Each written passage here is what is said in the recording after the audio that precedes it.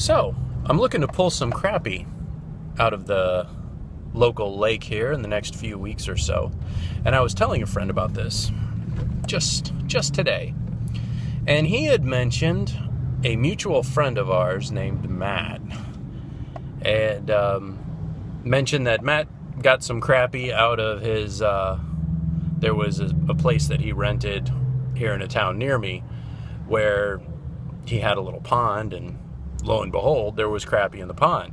Now, my one friend Mike didn't realize that there was crappie in the area, so it was an interesting little thing, and that's how the conversation progressed.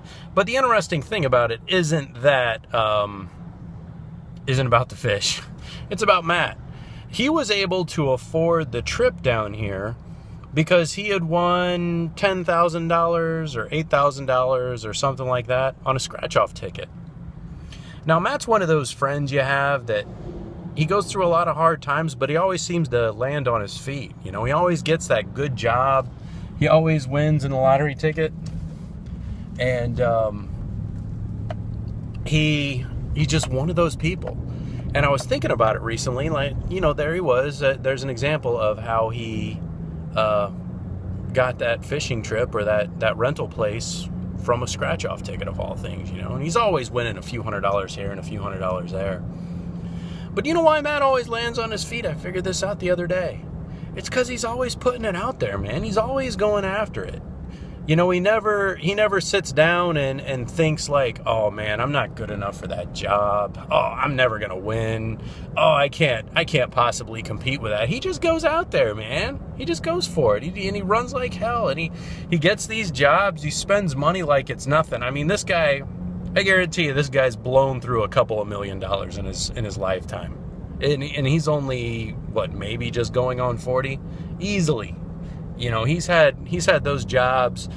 Like, for example, just a quick example. He was doing fiber optics in what year was it? Like 2002. He was doing fiber optic, like just in the boom. Like, he was splicing fiber optics at the peak moment. Like, he was always on the edge, man. He was always on the edge. No, it wasn't even 2002. This was around 2000. Holy crap. Now that I think about it, it was around 2000. He was just getting it, man.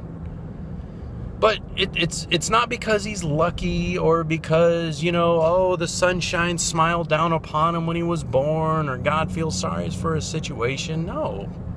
It's because he just goes for it. We could all be so lucky to be a person brave enough just to go for it. It's your daily dose of Lambdog.